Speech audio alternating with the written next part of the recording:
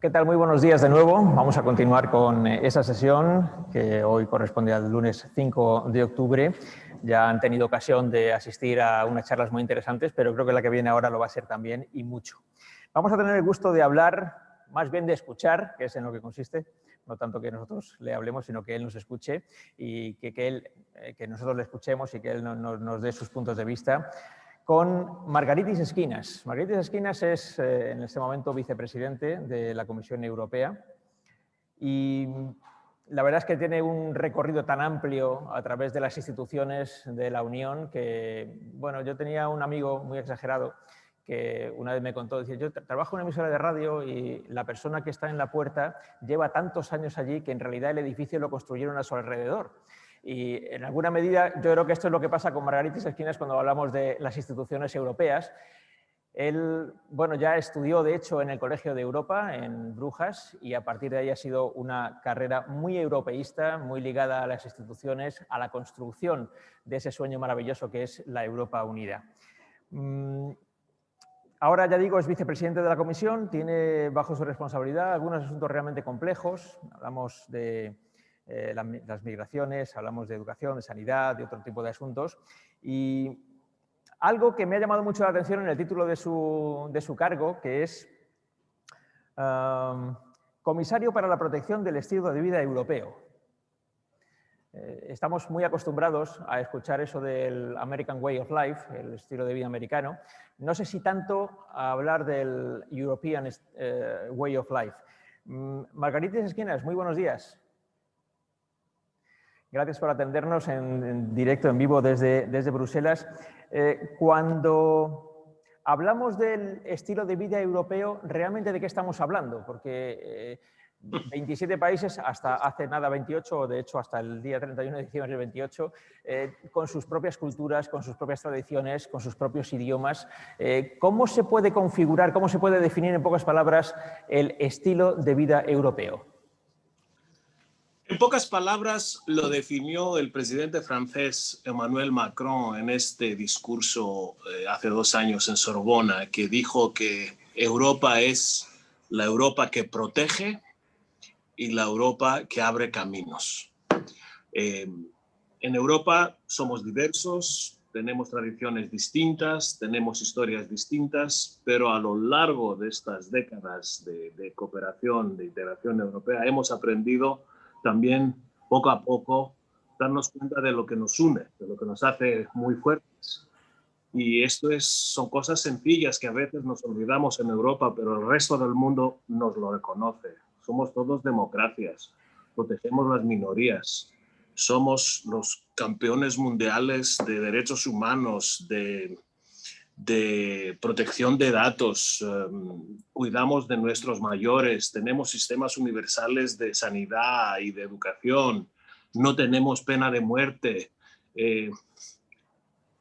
Esto es Europa.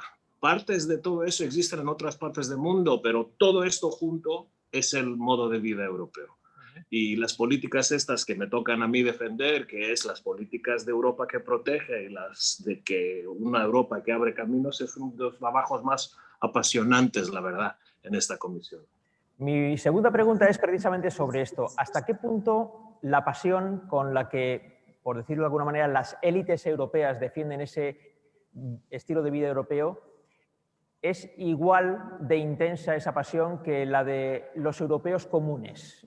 Y teniendo en cuenta que además ya hay países que se han mostrado más europeístas y otros menos, ¿hasta qué punto la población en general comparte esa pasión europeísta por ese estilo de vida europeo que tienen las élites, por ejemplo, que trabajan con usted en Bruselas?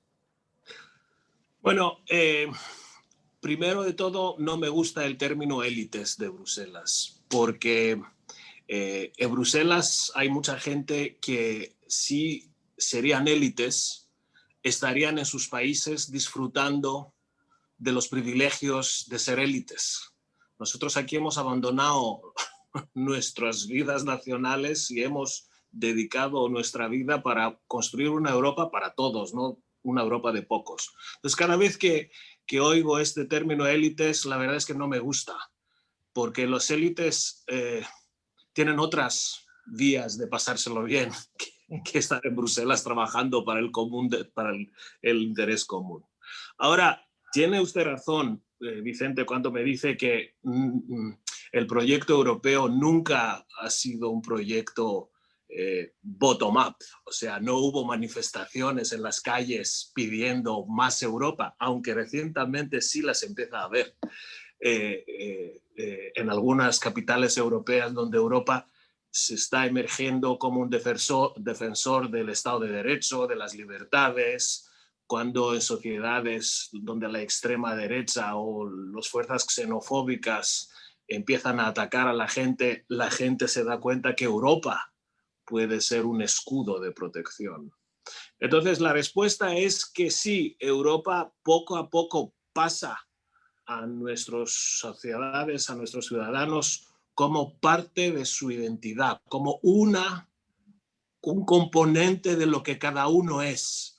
Y esto no es amor ciego, pero es algo importante que nos define y nos protege y nos abre caminos. Esta conversación lleva por título Construyendo la resiliencia en Europa. Me he tomado el tiempo de buscar en el diccionario de la Real Academia Española exactamente qué significa resiliencia y dice que es la capacidad de adaptación frente a un agente perturbador o una situación adversa. La verdad es que podríamos hacer una larga lista de agentes perturbadores en este momento, con ciertamente el último que es el peor, el más reciente que es el coronavirus. ¿Qué nos puede hablar de la capacidad de resiliencia europea en estas circunstancias? Hemos tenido momentos muy difíciles con oleadas migratorias que hay que intentar ayudar a todas esas personas, pero al mismo tiempo asegurar que podemos ayudarlas. Hay el problema, lógicamente, sanitario, los problemas económicos, diferentes crisis económicas que se han sucedido en los últimos años. ¿Hasta dónde ha llegado esa capacidad de resiliencia europea frente a todos estos problemas que han surgido y a los que tenemos que dar respuesta? En Europa, en los últimos 10 años, hemos pasado 3 crisis importantes, yo diría muy importantes. Tuvimos 3 factores de disruptive, ¿cómo se llama? Disruptivos que nos han tocado en Europa. Primero era la crisis económica, luego la crisis migratoria y ahora la pandemia. Estas crisis han provocado una reacción sana en el sistema europeo, porque el peor enemigo de Europa es la estagnación. Y Europa siempre pudo o supo crecer como consecuencia de las crisis. De estas crisis nos han ayudado de una cierta manera. Primero, la crisis económica.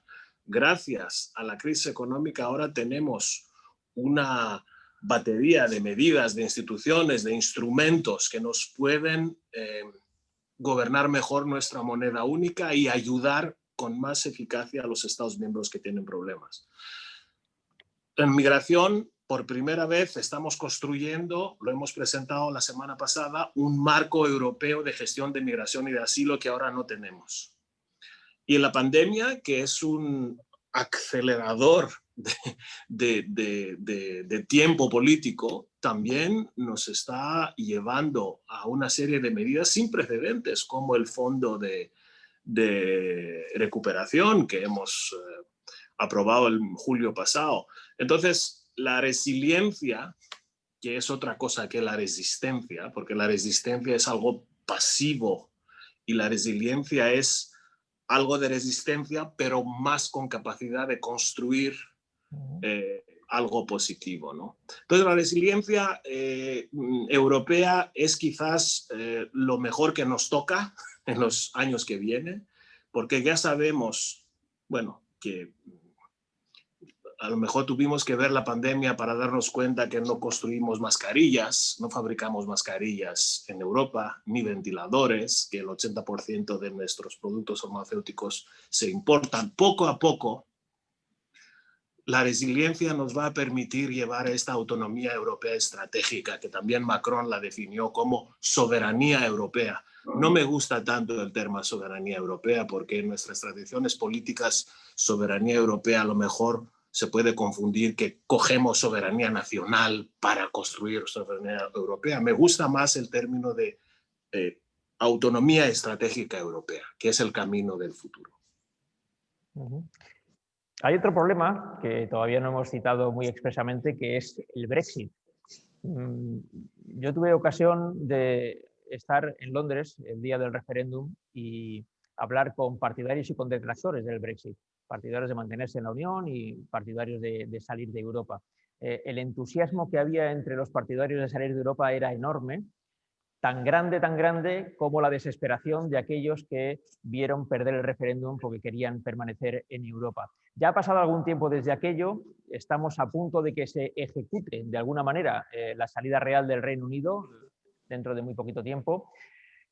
Como ya ha pasado tiempo, Europa ha sabido encajar el golpe y podemos salir de la mejor manera posible de esta situación crítica, o todavía vamos a tener que sufrir las consecuencias de la salida de un miembro tan importante como es el Reino Unido. Los que orquestaron y organizaron esta campaña de Brexit, y ahora poco a poco nos estamos enterando de cómo ganaron el referéndum, quién lo financió, cuál era el papel de empresas como Cambridge Analytica. Poco a poco sabemos la historia del referéndum de Brexit, pero el voto es el voto y esto no se puede cambiar. Los que quitaron una pieza grande del edificio europeo, que pensaban que el edificio iba a derrumbarse, ahora, 4 años después, se dan cuenta que el edificio sigue ahí, intacto. Bueno, falta una pieza, pero ellos que tienen la pieza en sus manos se dan cuenta que no saben muy bien qué hacer con ella, que les pesa mucho, porque tendrán que negociar acuerdos de comercio con 100 países del mundo desde el principio, porque tendrán que organizar acceso al mercado europeo desde el principio, porque tendrán que pasar la pandemia luchando con la posibilidad de tener aranceles, porque prevén unos embotellamientos de miles de camiones en Dover. O sea, las respuestas al Brexit y las explicaciones sobre el Brexit no las debe Europa, las deben los que llevaron el país en la situación en la que se encuentra ahora en Reino Unido. Europa es como en una boda, como en una relación, el novio que se quedó, no es el novio que abrió la puerta para irse. Entonces, cada vez que me preguntan qué hace Europa, qué dice Europa sobre Brexit, digo, no nos sentimos obligados de dar las explicaciones, no es nuestra responsabilidad. Nuestra responsabilidad es construir una relación honesta, futura con el Reino Unido como país tercero, sobre la base de un acuerdo de comercio que tendrá que ser modelado según los modelos de acuerdos que tenemos con otros países terceros, como Canadá, y estamos negociando, pero no nos sentimos obligados nosotros de dar los argumentos y las explicaciones que tienen que dar los que organizaron esta campaña y los que provocaron el resultado con el que el Reino Unido tiene que vivir en los años que vienen. Bueno, la realidad es que eso ya no tiene remedio, esto se va a producir. Lo que sí sabemos es que hay grandes tensiones en este tramo final de la negociación con el Reino Unido, que desde Bruselas se considera que el primer ministro británico no está cumpliendo los compromisos que había. ¿Puede darnos el minuto y resultado de esta negociación? ¿Cómo está la situación en este momento y qué perspectivas hay desde la Comisión Europea? Bueno, es verdad que estamos en un momento de negociación muy delicado, quizás el más delicado, porque el periodo de transición expira a finales de este año, entonces el nuevo acuerdo tiene que estar en vigor el 1 de enero. Tenemos una cumbre europea a mediados de octubre y tenemos una ventana de oportunidad de 10 días, 2 semanas, en alcanzar este acuerdo. Hay 2 temas delicados que están en el centro de la negociación actualmente. Uno es el tema de la pesca, donde Unión Europea y el Reino Unido tienen que acordarse un cierto modus operandi en las aguas británicas y las aguas europeas en la perspectiva de Brexit. Y el segundo es también importante acordarnos sobre un sistema de competencia sana y de ayudas de Estado que no falsea la competencia entre el Reino Unido y la Unión Europea, porque no queremos que al lado de nuestro mercado único haya un competidor que puede competir con nosotros sin las reglas de ayudas de Estado, de competencia que se aplican en el mercado interior. O sea, no podrá aprovechar de nuestro mercado interior con un acuerdo de comercio sin asumir las obligaciones y las reglas del juego que nosotros mismos tenemos para el mercado nuestro. Hemos llegado al mes de octubre y, acogiéndome sus palabras, estamos muy cerca de un Brexit sin acuerdo. Estamos más cerca, no muy cerca, estamos más cerca que estábamos hace un mes, pero a la vez la experiencia de todas estas negociaciones importantes en las que la Unión Europea siempre negocia con buena fe es hasta el principio aguantar todos los límites de compromiso para llegar a un acuerdo. Y Michel Barnier y nuestro equipo negociador, bueno, nos informará mañana en el Colegio de Comisarios, pero estoy convencido que van a aguantar, van a explotar todos los límites posibles de esta negociación, porque el resultado de un Brexit duro, sin acuerdo de comercio, va a convertir al Reino Unido como una especie de Albania gigante en nuestras fronteras, donde controles de fronteras, donde habrá aranceles, donde la frontera entre Irlanda, la República de Irlanda, el Reino Unido será de nuevo una frontera. Todos estos escenarios serán los escenarios de un Brexit duro y hay que trabajar para evitarlos. Cuando se produjo el referéndum, la gran sorpresa de que ganara el sí al Brexit, hubo un temor que se extendió por Europa, que era la posibilidad de que otros países pudieran tomar el ejemplo británico, otros países miembros. ¿Cree que después del tiempo que ha pasado del referéndum, ese riesgo de que haya otros países que tengan la tentación de marcharse se ha sofocado o sigue vivo? Ni se ha sofocado ni sigue vivo. Pasó lo contrario. Ha provocado una ola de apoyo y simpatía a la Unión Europea sin precedentes, además en esta parte de la geografía europea donde tradicionalmente el apoyo a la Unión no estaba tan profundo, como por ejemplo en Holanda, en los países escandinavos y en el este. Tenemos en estas partes de la Unión Europea después del Brexit, y yo diría gracias al Brexit, una ola de apoyo importante a la Unión Europea, porque yo creo que la gente se da cuenta de lo que decíamos antes, ¿no? que muchas veces hace frío dentro de la casa europea, pero fuera de la casa no se puede aguantar el frío.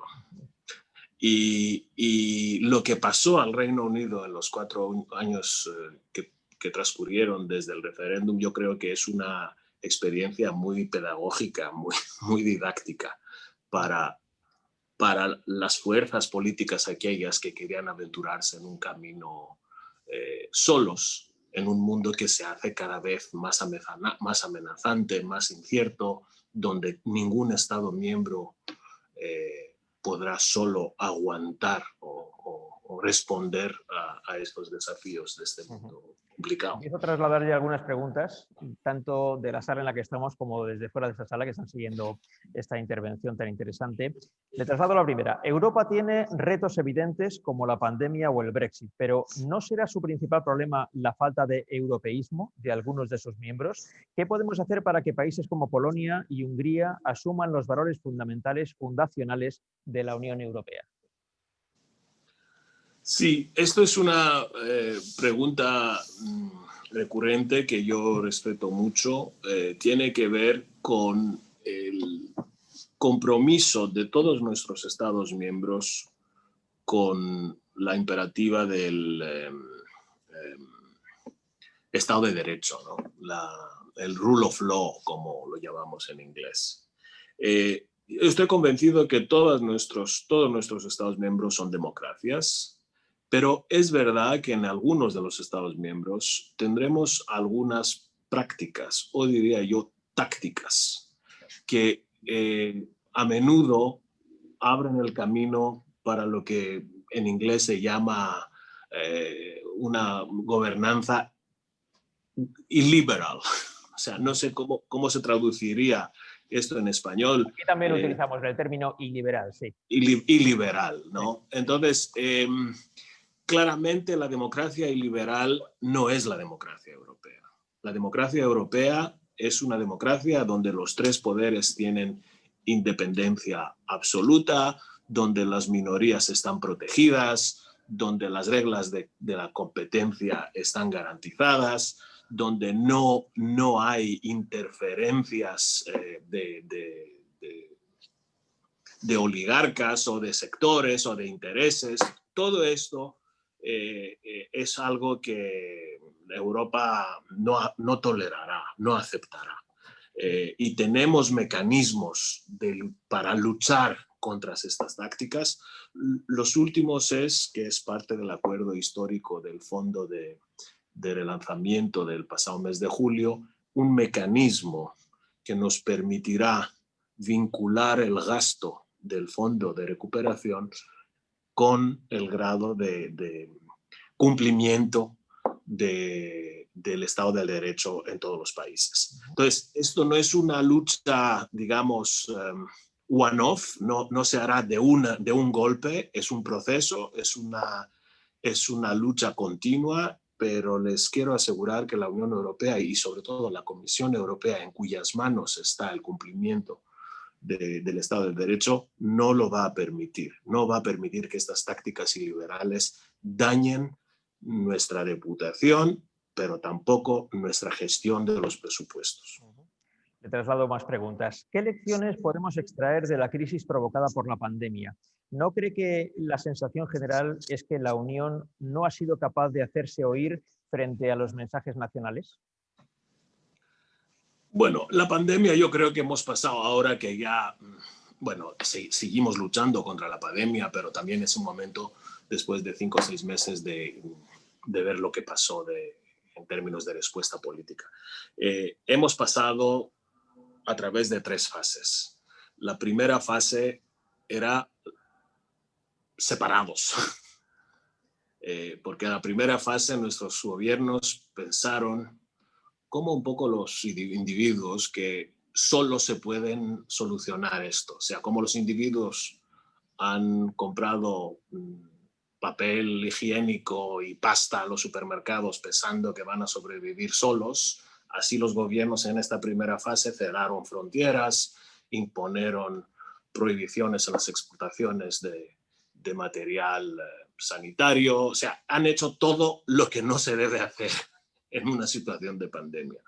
Rápidamente se dieron cuenta que esta fase de descoordinación no les ayuda porque nuestro mercado interior es tan interdependiente y teníamos que asegurar la unidad y el flujo de mercancías y nuestras cadenas de alimentación y hemos entrado la segunda fase, que era la fase de la convergencia, que poco a poco hemos ya empezar a abrir fronteras, organizamos estos pasillos verdes para los camiones para garantizar nuestro aprovisionamiento, hemos dado criterios para abrir el mercado de viajes y de turismo, hemos organizado la compra de material de protección en común y ahora estamos en la tercera fase, que es la fase de coordinación y resiliencia que decíamos antes. O sea, ahora ya sabemos que tendremos que hacer las cosas de otra manera. Ejemplo, ahora compramos todos juntos vacunas de las empresas farmacéuticas que están investigando las vacunas.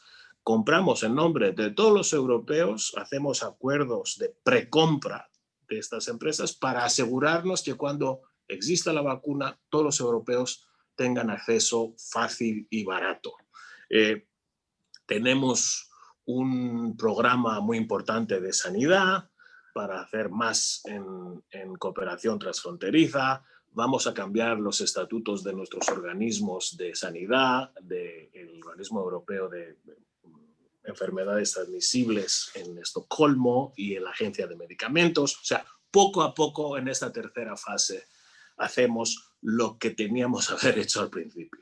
Pero es así, Europa siempre avanza así, pero yo no diría que globalmente Europa fracasó en la gestión de pandemia. Europa pasó estas tres fases y ahora llega el momento de la cooperación. Y no vuelvo a repetir la importancia del acuerdo del Fondo de Relanzamiento, que es, vuelvo a decir, un acuerdo histórico, porque por primera vez los europeos utilizamos nuestro presupuesto común como base de asumir una deuda común que la podemos utilizar para sacarnos del apuro en el que nos encontramos. Nunca en el pasado se hizo eso. O sea, todo esto es un puzzle donde Europa yo creo que hizo un poco más, trabajó mejor que muchos de sus críticos pensaron, sobre todo al principio. Otra pregunta. ¿Qué actitudes o comportamientos del estilo de vida europeo, cuya defensa tiene usted como cometido, qué actitudes de ese estilo de vida europeo nos ha cambiado el COVID, nos cambiará el COVID o deberíamos cambiar nosotros para evitar riesgos en el futuro? Bueno, no cabe duda que COVID y sobre todo el confinamiento amenazó nuestro estilo de vida europeo. Lo secuó, lo amenazó, yo creo, pero no lo derrumbió, porque algunas de estas dimensiones que componen nuestro estilo de vida, nuestro modo de vida europeo, han probado su valor dentro de la pandemia. Primero, la solidaridad ciudadana. Segundo, el valor de nuestros sistemas públicos de sanidad en todos los Estados miembros que aguantaron nuestros sistemas hospitalarios, nuestros sistemas públicos de sanidad por toda Europa aguantaron. La educación, pudimos pasar parte de todo el trabajo educativo de la presencia física al funcionamiento digital, que también es un capital para las habilidades digitales que necesitaremos en el futuro. Nuestras democracias. No es una cosa sencilla que nuestras democracias en Europa pudiesen asumir decisiones tan importantes como un confinamiento de 3 meses, como parar parlamentos y salir de esto fuertes. Entonces, bueno, yo quizás soy un poco más positivo y más optimista cuando hablo de Europa, pero creo que Europa y los europeos tendremos buenas razones de ser orgullosos de nuestro modo de vida cuando se testó, cuando se probó en situaciones tan extremas. Se me van acumulando las preguntas. Tengo aquí una referida al Brexit. Volvemos al tema anterior. La pregunta es esta. ¿Hay un riesgo real de que Reino Unido se convierta en el Singapur europeo? Si tengamos un acuerdo, no. La respuesta es no. O decirlo de otra vez, precisamente estamos trabajando para un acuerdo con el Reino Unido a partir del 1 de enero para evitar que el Reino Unido se hace una Singapur en nuestras fronteras. Pero curiosamente, uno de los temas que bloquea la negociación es que el Reino Unido no quiere aceptar nuestras reglas de control de las ayudas de Estado porque quiere, como país tercero, seguir pagando a sus empresas a competir con las nuestras, cosa que exactamente no se hace en Singapur. En Singapur, el gobierno de Singapur prácticamente ha liberalizado todo. Entonces aquí el riesgo en una óptica de no acuerdo sería que el Reino Unido intentara encontrar otras maneras de competencia desleal con el mercado europeo y esto puede tener la forma de normas, puede tener la forma de otro tipo de ayudas bajo la mesa y esto es lo que tenemos que arreglar, tenemos que poner en un marco de un acuerdo para que no haya sorpresas. Y vuelvo a decir, el tiempo apremia, pero todavía hay tiempo para un acuerdo. La siguiente pregunta viene a cuento de algo algo que ha dicho usted hace un momento, es de que Europa tiene un proyecto que se impulsa a través de las crisis. De crisis en crisis se va impulsando el proyecto europeo. Y claro, dice aquí, Europa también se construye, por ejemplo, con el programa Erasmus. ¿Por qué ha disminuido la financiación de este programa que tanto ha contribuido precisamente a la construcción de la idea de la Europa unida? Bueno, para ser precisos, sí, el programa, el acuerdo de julio bajó un poco, bueno, considerablemente la propuesta de la Comisión que era muy ambiciosa. Pero no es verdad que el acuerdo baja el nivel de presupuesto que teníamos para Erasmus hasta ahora. Al contrario, el acuerdo nos permite subir al 60% más de lo que tenemos. La propuesta de la Comisión era triplicarlo.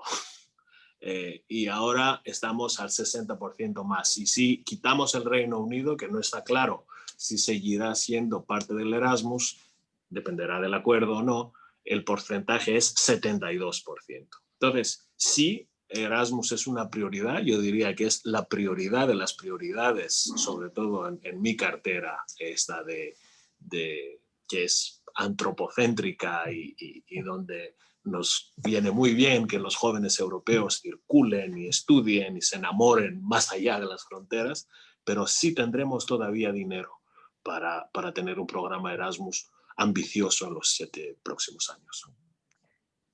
Siguiente pregunta. El modo de vida europeo ha sido en el pasado la envidia y la gran aspiración de muchos otros pueblos del mundo. ¿Hasta qué punto ese ejemplo tiene posibilidades de imponerse, por ejemplo, al de China o al de Estados Unidos? Bueno, voy a contestar esta pregunta con una historia personal. En los 5 años precedentes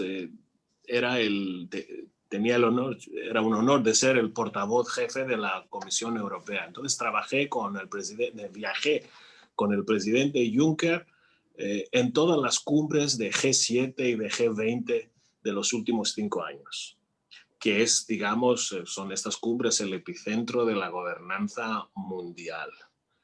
Una de las cosas que siempre me llegaba de orgullo es que en estas cumbres siempre se nos acercaban los australianos, los argentinos, los canadienses, los brasilienses y decían, menos mal que existe Europa.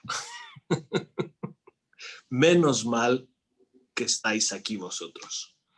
Y alguna vez los chinos también nos decían lo mismo, porque tampoco los chinos quieren vivir en un mundo unipolar solo con Estados Unidos. Digo esta historia porque nuestro modelo europeo tiene más éxito en el mundo que nosotros mismos pensamos.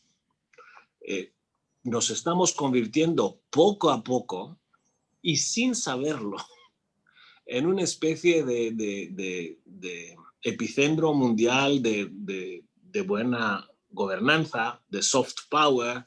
Bueno, no tenemos portaaviones, no tenemos tanques de combate, no tenemos flotas europeas, pero tenemos todo el resto. Tenemos el mercado más grande y mejor regulado del mundo. Producimos más del 20% de la riqueza mundial. Tenemos la segunda moneda de referencia global en el mundo.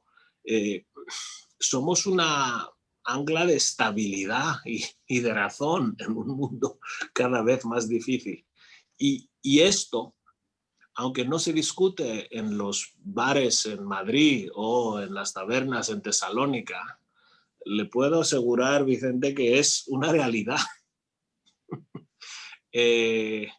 Y espero que esta resiliencia europea y todas las lecciones que hemos aprendido de la crisis, que estamos aprendiendo de las crisis, también ayuden a fortalecer este brand Europa. Sin duda. Antes de continuar con las preguntas, he olvidado dar los nombres de las personas que estaban preguntando, así que voy a decir, la última pregunta era de Pedro González, la anterior de Miguel Ángel Aguilar, la anterior de Georgina Higueras y la anterior de Juan Cuesta. Y ahora voy con la siguiente, que es del presidente del Movimiento Europeo de España. ¿Cuándo cree que se va a convocar la conferencia sobre el futuro de Europa? ¿En dónde empezará? ¿Cuándo? ¿Cuáles son las diferencias con el Consejo Europeo? ¿Se abordará la reforma de los tratados? Sí, bueno, estas son, como se dice en California, mega preguntas, pero preguntas muy, muy importantes también. La conferencia sobre el futuro de la Unión Europea también es una de las consecuencias del famoso discurso de Emmanuel Macron en la Sorbona, porque efectivamente todas estas lecciones de las crisis de la última década tendrán que cristalizarse en una especie de contrato para nuestra trayectoria futura en común, ¿no? La primera pregunta es si esta cristalización y este acuerdo para el futuro se tendrá que plasmar en un tratado o no. Esto lo tendrán que discutir los que participan en esta conferencia. Hay argumentos de los dos lados. Hay argumentos que dicen que solo con un tratado, o sea, con la revisión del derecho constitucional europeo, lograremos avances. También hay otra escuela de pensamiento que dice que lo que más importante es saber lo que queremos hacer juntos más que tener reglas cómo hacerlo. Entonces, esto será uno de los temas abiertos. Yo, a nivel más personal, porque esto no es parte de mis competencias, es competencia de mi colega croata, vicepresidenta Suica, organizar los trabajos, pero puedo ofrecer dos observaciones personales. Primero, yo creo que esta conferencia tiene que ayudarnos para hacer un puente entre lo que la gente espera de Europa y de lo que Europa puede aportar. Hay una asimetría en algunos sectores donde las expectativas de los europeos son mucho más importantes en áreas donde Europa no tiene en sus manos competencias para actuar. El ejemplo más gráfico, característico de esto, es las políticas de sanidad. Cuando empezó la pandemia, la gente decía, ¿qué hace Europa? ¿Dónde está Europa? Sin saber que en materia de sanidad, como educación, como turismo, no tenemos competencias. Entonces, esta asimetría hay que corregirla. Ya hemos empezado con sanidad, hacemos mucho para corregir esta asimetría, pero también en temas como educación, como turismo, como persons to person, contacto personas a personas, podemos hacer más juntos. Y la segunda observación es la siguiente. Sería un error si la conferencia sobre el futuro de la Unión Europea llegaría a ser un proceso donde Bruselas habla a Bruselas. No utilizo el término élites, pero un proceso de circuito cerrado, donde esto se convierte como una especie de ciencia, o sea, que solo hablan de Europa los que conocen Europa. Sería un gran error. Yo creo que este proceso tiene que ser un proceso participativo, un proceso de muchos diálogos públicos, de sacar, no sé si en español hay esta frase, pero que tendríamos que desbruselizar la conferencia, sacarla de Bruselas y llevarla, bueno, como lo que hacemos ahora, pero hacer cosas así, sacar este debate fuera de Bruselas y permitir a la sociedad de participar. Los estudiantes, los agricultores, las ONGs, los gobiernos, todos tienen algo que decir y sería un error de no permitirlo, de no dar esta oportunidad.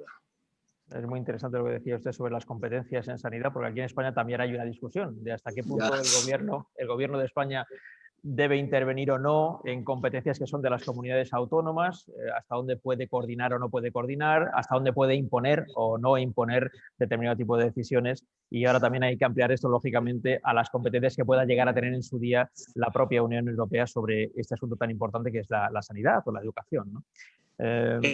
Vicente, le digo que España no es el único Estado miembro en esta situación. Alemania también es otro Estado federal donde las políticas de sanidad están en manos y los presupuestos de sanidad están en manos de los Länders, de los gobiernos regionales, y donde el ministro federal de Sanidad está obligado de coordinar con sus homólogos regionales. Y a la vez con la Unión Europea. Es así, el sistema es así, el sistema federal es así. Bueno, tenemos más preguntas. Miguel Ángel Aguilar, que está muy activo, vuelve a preguntar. Dice, la Unión Europea parece ausente del conflicto en el Mediterráneo Oriental. ¿A qué espera? Esta es una pregunta de mi amigo Miguel Ángel Aguilar, que también saludo desde Bruselas.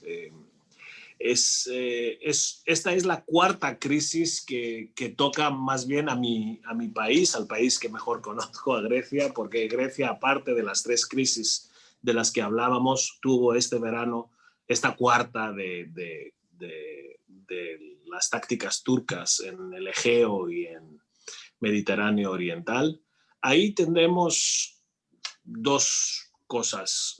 Primero, la solidaridad de todos los Estados miembros de la Unión Europea con Grecia y con Chipre ha sido probada y ha sido claramente declarada al nivel más alto de la cumbre europea la semana pasada. Y también tanto Grecia como Chipre pudieron contar con todos los apoyos de la comunidad internacional que les permitieron defender como estados de primera línea de la Unión Europea la legalidad internacional. Dicho eso, también es verdad que a raíz del problema son temas que tienen que ver con la delimitación de las zonas marítimas, que es una cuestión del derecho internacional, no del derecho europeo. Entonces hay que encontrar una solución de diálogo con Turquía que nos puede ayudar a solucionar estos problemas y pasar página a estas tácticas de tensión y de agresividad, que son tácticas que nos llevan al siglo XIX, no al siglo XXI. Otra pregunta, bueno, estamos ya a menos de un mes para las elecciones en Estados Unidos. Bueno, saben, el presidente Donald Trump está hospitalizado, decían que quizá hoy pudiera salir ya del hospital. Le deseamos, lógicamente, una rápida recuperación. Una pregunta que se plantea aquí es, parece que Trump nos ha dejado solos, se entiende que a los europeos, en la defensa de los valores occidentales. ¿Sabemos los europeos liderar internacionalmente esa lucha por extender nuestros valores? Esta es una buena pregunta, pero creo que ya la contesté con mi historia personal de los G7 y G20. Yo creo que ya la estamos aprovechando. No tendremos que diseñar una gran estrategia de proyección de nuestros valores europeos en el mundo, porque de hecho esta proyección está ocurriendo.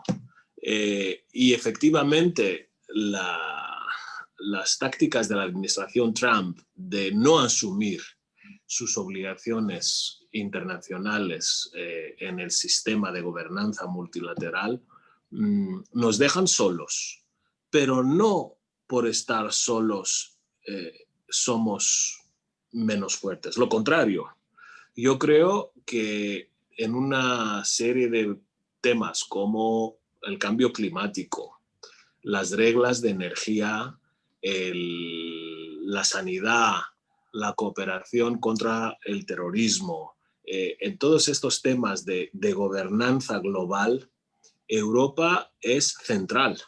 Ahora es central, porque los países terceros saben que con nosotros pueden trabajar. La política de cambio climático, la lucha contra el cambio climático es el ejemplo más típico de esta tendencia, y también lo es que Europa está liderando la transición hacia la transición ecológica, ¿no? Hacia un continente totalmente descarbonizado, que es nuestro objetivo claro.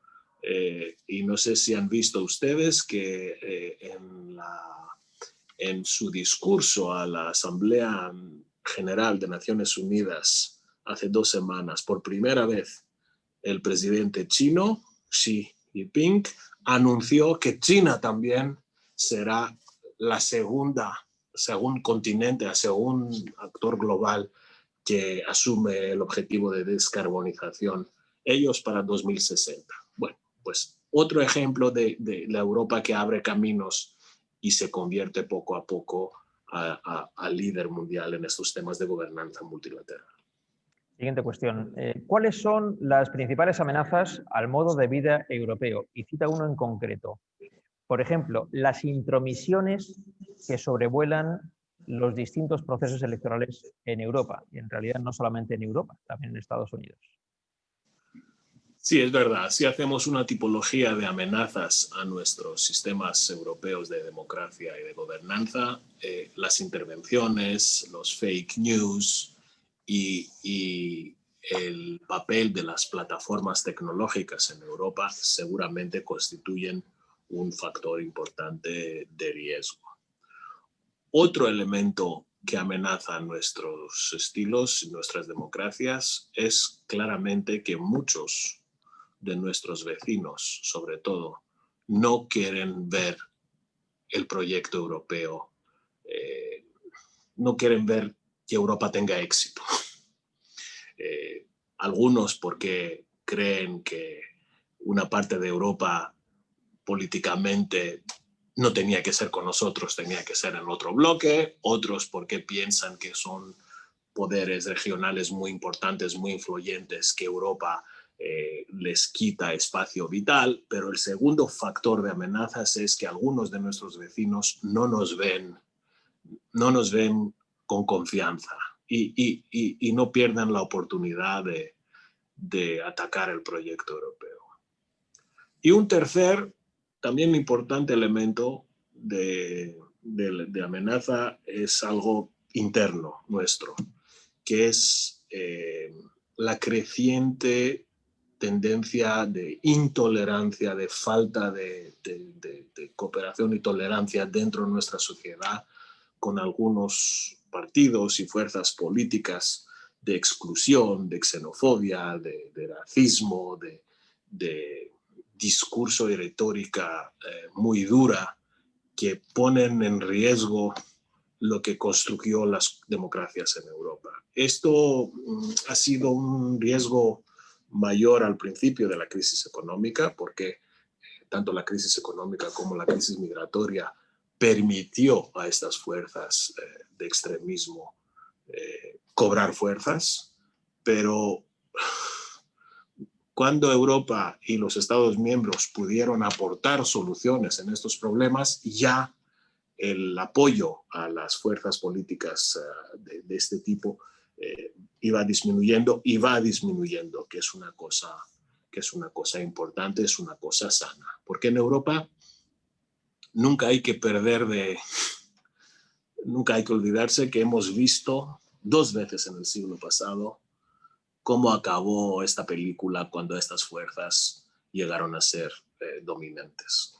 Ya sabemos que Europa tiene este privilegio histórico de saber qué significa el extremismo en poder. Lo hemos visto 2 veces en el siglo pasado. La primera vez acabó en los cenotafios en Europa Occidental y la segunda en Auschwitz. O sea, no tenemos el lujo de repetir este experimento. Siguiente pregunta, que en realidad son 2. ¿Hay cooperación con los países asiáticos para controlar la pandemia? ¿Y qué lección puede compartir Europa con Asia precisamente en el control, el intento de control de la pandemia? Bueno, esto es la segunda, bueno, la tercera. Las primeras 2 no llegaron a ser pandemias, eran epidemias, pero amenazas sanitarias que nos vienen de Asia. Primero era el SARS y luego era la gripe aviar y esta es la tercera. Claramente con Asia tenemos una cooperación científica importante, pero no tenemos, precisamente por falta de competencias, no tenemos mucha cooperación sanitaria porque el organismo encargado para la cooperación internacional en cuestiones de sanidad es la Organización Mundial de Salud, no la Unión Europea. Entonces, todo el tema de cooperación con Asia en materia de sanidad se hace a través de la OMS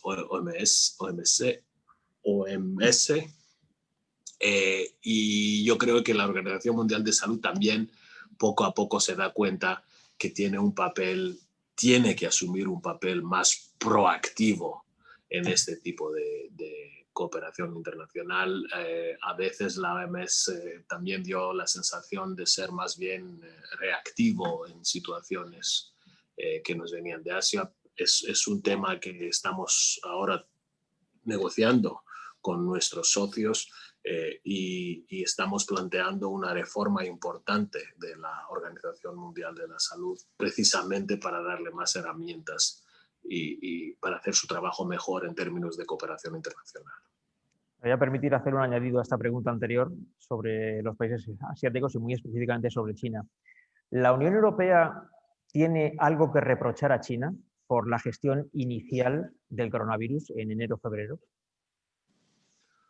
Bueno, la Unión Europea en esta primera fase tuvo que concentrarse más para corregir esta cacofonía inicial que hemos visto en nuestros Estados miembros y esto no nos permitió hacernos trabajo de investigación y ver lo que verdad pasó en China y de dónde salió y cómo salió. No tenemos ni procedimientos ni competencias para este tipo de averiguaciones. Todo eso lo hemos confiado, vuelvo a repetir, a la OMS, que es el responsable. Nosotros no teníamos este ángulo de este foco de atención y la verdad es que los chinos, a pesar de la dificultad que ellos también vivieron, han podido gestionar esto de una manera satisfactoria en el sentido que ya los brotes chinos han desaparecido. Pero también es verdad que en sociedad china algunas medidas pueden ser más dramáticas que el resto del mundo, pero la verdad es que China hizo un buen trabajo en solucionar el tema, pero no sabemos todavía cómo de verdad este virus entró en nuestras vidas. Otra pregunta ya muy importante también sobre la cuestión migratoria en Europa. ¿Cuándo vamos a empezar a aplicar los valores europeos a la política migratoria? ¿Cómo consideramos o cómo combinamos la necesidad de mano de obra por el envejecimiento de la población europea y a la vez proteger nuestras fronteras de traficantes de personas? Sí, El punto de partida para contestar esta pregunta es que lamentablemente la Unión Europea no tiene una política de migración y de asilo. Lo hemos intentado en 2016 con una propuesta de lograr este acuerdo, no pudo ser. Y tenemos un sistema de arreglos muy heterogéneos que producen resultados muy iniguales, como el campo de Moria, como la situación que tenemos en el Mediterráneo central. Entonces, por primera vez, el día 23 de septiembre, en esta comisión, hemos propuesto desde esta comisaría un nuevo pacto europeo para la migración y el asilo. Y ahí, efectivamente, queremos combinar una serie de elementos para responder a una premisa muy importante, central, que es que Europa seguirá siendo un destino de asilo para los que huyen de guerras y de las dictaduras del mundo, pero a la vez los que no tienen derecho de estar bajo la protección europea del asilo tendrán que volver a sus países. Esto es el objetivo central de esta propuesta y la hemos construido como un edificio de 3 pisos. Primero, pensamos que es importante construir relaciones de confianza con los países terceros de origen y de tránsito de flujos migratorios. Primero, para asegurarnos que la gente tiene una vida mejor de lo que tiene ahí, en vez de poner sus vidas en las manos de los traficantes de almas en el Mediterráneo. Segundo, para obligarles de hacer mejor gestión de sus fronteras y aceptar estos retornos de Europa.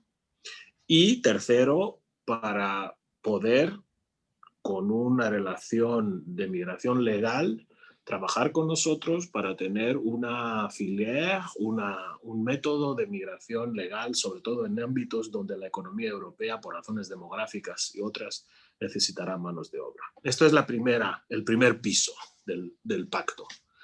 El segundo es, tenemos que vigilar más nuestras fronteras en Europa. Es injusto dejar la responsabilidad de control de fronteras de la Unión Europea solo a los países de la primera línea. Es injusto y es un error. La frontera la tenemos que vigilar y defender colectivamente, y ahora tenemos unos guardacostas y guardafronteras europeos, lo que se conocía antes como Frontex, que poco a poco, año por año, tendrán más medios, más personal, más barcos, más helicópteros para ayudarnos en esto. Y el tercer elemento, el tercer piso del Pacto Europeo será un sistema de solidaridad entre todos, porque ahí también no se puede concebir que solo los países, solo los estados que están en la primera línea, en la primera recepción, asumen desproporcionalmente el peso de responsabilidad en nombre de los demás. Necesitamos un sistema de repartir los cargos, repartir las responsabilidades con una solidaridad permanente y eficaz. Esta propuesta está encima de la mesa hace ahora 10 días. Es un segundo intento de Europa de por fin tener una política migratoria europea cohesiva, holística. Esta vez tengo un poco más de esperanza que podemos ponernos de acuerdo. Bueno, hay que convencer a los Estados miembros y el Parlamento Europeo, pero estamos decididos de hacerlo, porque es inconcebible que Europa fracase por segunda vez en un tema tan importante como la gestión de migración y el asilo. Bueno, esta pregunta la había planteado María Dolores Albiac. Voy a la siguiente. ¿Está usted a favor, volvemos al tema de la conferencia sobre el futuro de Europa, aquí ya más en primera persona, es una pregunta directa para usted, su pensamiento. ¿Está usted a favor de la reforma de los tratados europeos en la conferencia para, entre otras cosas, mejorar las competencias de la Unión en materia de salud? Sí. La respuesta es sí. Yo personalmente, y creo que en este tema hay una mayoría en el Colegio de Comisarios, pensamos que no habrá mejor momento político más oportuno para hacer esto que ahora. Porque efectivamente es cierto que sanidad tiene que ver con sistemas nacionales y regionales, y yo no creo que es el papel de la Unión Europea de construir hospitales o reclutar médicos y enfermeras. Esto no es lo que buscaríamos con esta revisión de los tratados, pero sí es cierto que necesitamos unas competencias de la Unión Europea para poder ayudar en situaciones excepcionales de crisis, fomentar la cooperación transfronteriza entre Estados miembros, tener la posibilidad, como lo hacemos ahora, de centralizar la compra de medicamentos, de vacunas, de almacenar productos farmacéuticos para tiempos de crisis, y todo esto no lo tenemos. Y sería una buena oportunidad si los tratados reconociesen la necesidad de corregir esta asimetría de la que hablaba antes entre las expectativas y las competencias. Hay otra pregunta de Francisco Aldecoa, el presidente del Movimiento Europeo. Dice así, ¿por qué el presidente del Consejo Europeo se opone a la superación de la unanimidad en el Consejo frente a la posición de la presidenta de la Comisión o de Borrell? Bueno, yo creo que la respuesta es más bien obvia, porque la presidenta de la Comisión Europea y el alto representante defienden un enfoque, digamos, de eficacia, de comunalidad y de acción rápida, mientras que el presidente del Consejo Europeo, que es nombrado por los gobiernos de los Estados miembros se siente la obligación, supongo yo, no sin razones de pensar que es así, que él defiende el derecho de cada Estado miembro de tener en sus manos la posibilidad de veto, que para algunos estados, sobre todo los pequeños, es una garantía de defender sus intereses vitales. Es un debate tradicional, es un debate histórico europeo. Como sabe Vicente, hay dos sectores, dos ámbitos donde no tenemos mayoría en la Unión Europea, que es la política fiscal y la política exterior. Todo el resto, a lo largo de estos 70 años de integración europea, ya lo hemos comunitarizado. Si haríamos una apuesta sobre lo que va a pasar en los años que vienen, a mí no me cabe la menor duda de que en estos dos ámbitos también tendremos mayoría. A lo mejor no mañana por la mañana, pero creo que en una Unión Europea que ya tenemos la moneda en común, tenemos el mercado en común, tenemos políticas de seguridad en común, es tarde o temprano tendremos políticas también de exterior más comunes y de política fiscal también más armonizadas. Hablando de política exterior, la siguiente pregunta es esta. ¿Cuál es la posición europea ante el esperado e inminente acuerdo estratégico a largo plazo entre China e Irán?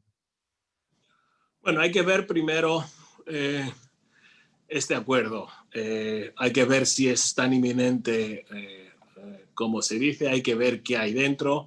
Nosotros, la Unión Europea, con los países occidentales, hemos sido centrales en defender este acuerdo para no proliferación, para control nuclear en Irán, que lamentablemente Estados Unidos luego deshacieron este acuerdo, pero nosotros siempre preferimos soluciones globales y multilaterales en este tipo de cooperación. Ahora hay que ver si el acuerdo China-Irán es un acuerdo bilateral de los muchos que hay o es un acuerdo estratégico en el sentido que va contra de los compromisos asumidos internacionalmente. Esto hay que verlo. Bueno, nos quedan pocos minutos, pero le quiero plantear alguna pregunta Tengo una curiosidad, señor Esquinas. Se ha hablado mucho en estos meses, en cada país, de la lentitud con la que cada uno de los gobiernos actuó en respuesta a la pandemia de coronavirus. Mi curiosidad es más europea en este caso. ¿Cuándo el Colegio de Comisarios en Bruselas supo que estábamos ante un problema tan grande como el que luego se ha visto que estábamos? Sí, primero yo no creo que se puede hablar de lentitud de reacción de los gobiernos. Era más bien la descoordinación que nos causó los problemas de la primera fase. Los gobiernos actuaron, pero actuaron de una manera puramente nacional, bajo la presión de acontecimientos nacionales. Y bueno, esto era previsible porque el tipo de amenaza también era insólita, pero no era lentitud, más bien era un problema de distinto tipo de reacción. Ahora, el Colegio de Comisarios, hemos empezado a hablar del virus porque la comisaria de Sanidad, que es la comisaria chipriota, que es médico, como la presidenta de la comisión, que también es médico, ya, digamos, hoy, febrero, teníamos un momento de información sobre la progresión del virus a nivel mundial. Pero era una información estática, era una información de lo que sabíamos entonces.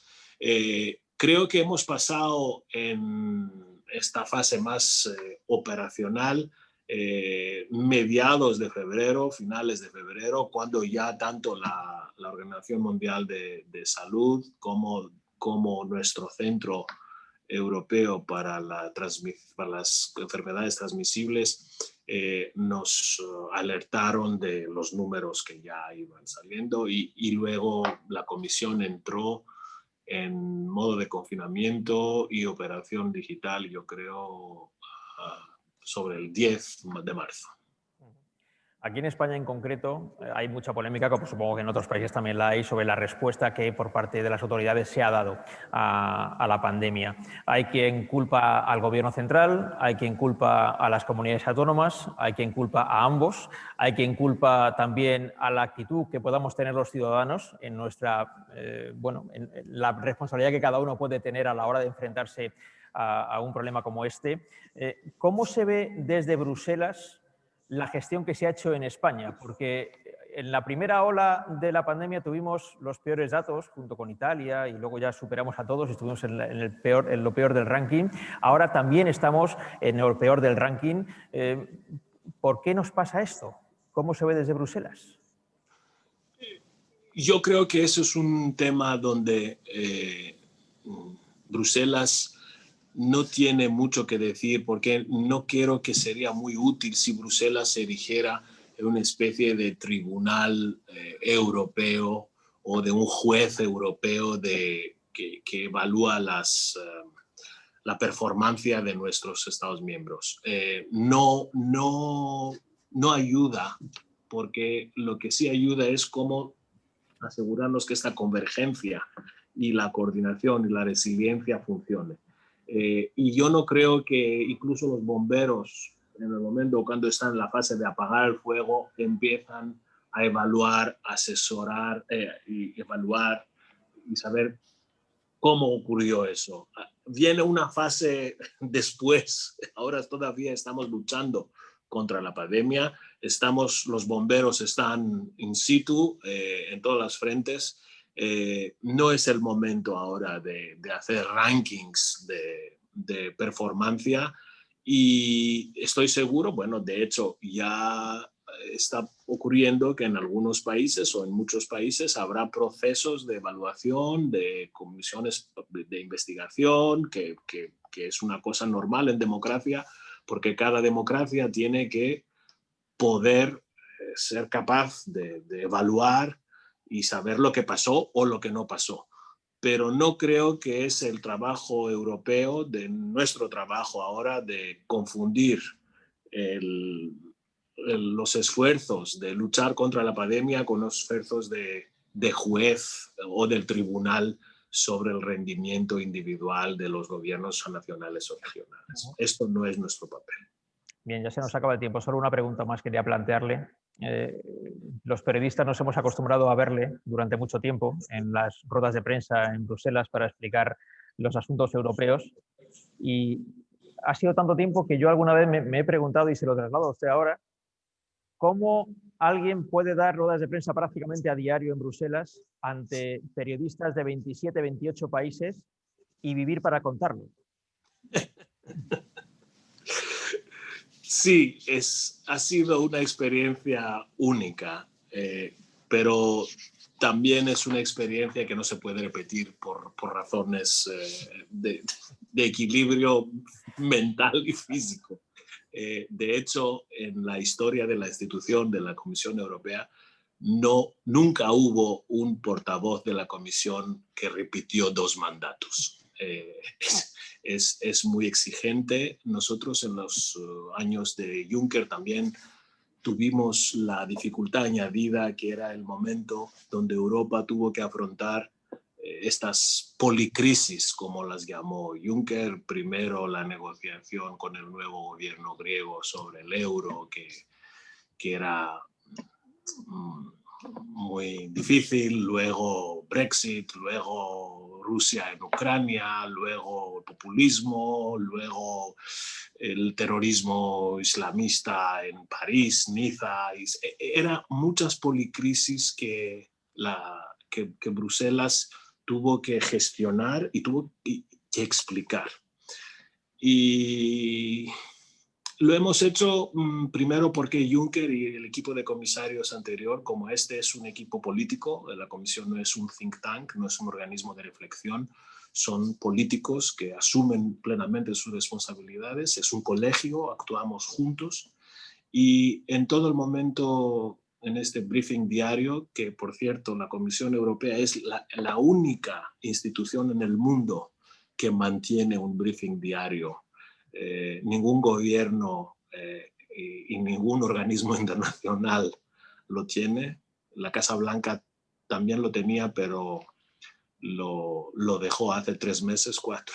Entonces, en este briefing diario yo me sentí siempre muy respaldado por el Colegio de Comisarios y del presidente Juncker, pero también de sus colegas, de los periodistas, porque hablamos mucho de la época de los medios sociales y la tecnología y tal, pero el valor del periodismo y la posibilidad de una persona ahí preguntar a un portavoz o a un político cara a cara es irrepetible.